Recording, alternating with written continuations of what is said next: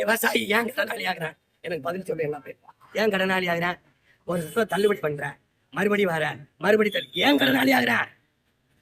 எத்தனை நாளைக்கு நீ கடனாளியா வைப்ப? ஒரு நாட்டுல விவசாயி கடனாளினா நாடு நாடு இல்ல சுடுகாடு. பிளேட்டு கத்தி சிறக்கிற பிளேட்டு கத்தி தான் இருக்கு கடனாளி ஆயிட்டான். பான் பராக்கு சொல்லு, பான் பராக்கு, சிகரெட்டு, சுருட்டு, சாராயம் வச்சிருக்கேன், காரு, செல்போன். இவனால இந்த முதலாளியெல்லாம் போட்டி சொன்னாங்க. எது இல்லாம நீ வாழ முடியுமே? என் சோழ வாழ முடியாது. அப்ப இவனதான் கடனாளி ஆகல போட்டி சொன்னாரு. என் விவசாயி ஏன் கடனாளி ஆகிறான்?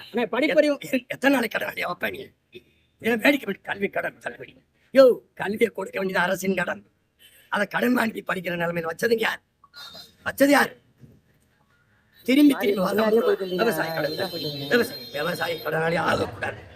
ஏன் கடனாளி ஆகிறான்? எல்லா பையனும் உற்பத்தி செய்கிற பொருளுக்கு அவன் விலையை தீர்மானிக்கிறான்.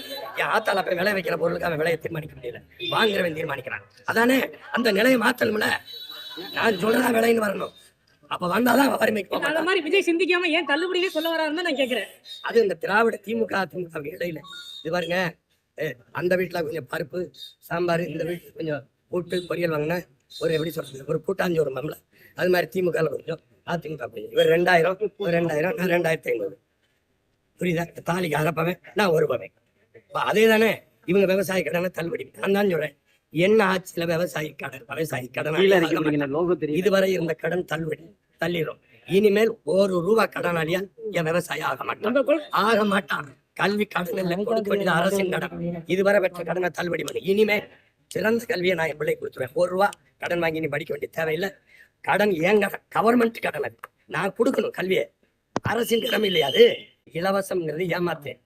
என் ஆத்தால் அப்பனை அண்ணன் தம்பியை ஏமாத்தணும்னு நினைக்கிறேன். நான் அந்த நிலையில இருந்து மாத்தணும்னு நினைக்கிறேன். இவங்களுக்கு எப்படியாவது என் இனத்தை ஆளணும்னு வெறி இருக்கு.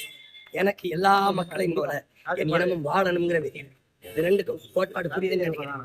எங்க அம்மாவோ எங்க அப்பாவோ என் சின்னத்தா பெரியத்தாவோ கையேந்தது எனக்கு தன்மான இழப்பா இருக்கு, பதிக்கிறேன். அதனால இந்த இலவசத்தை ஓடி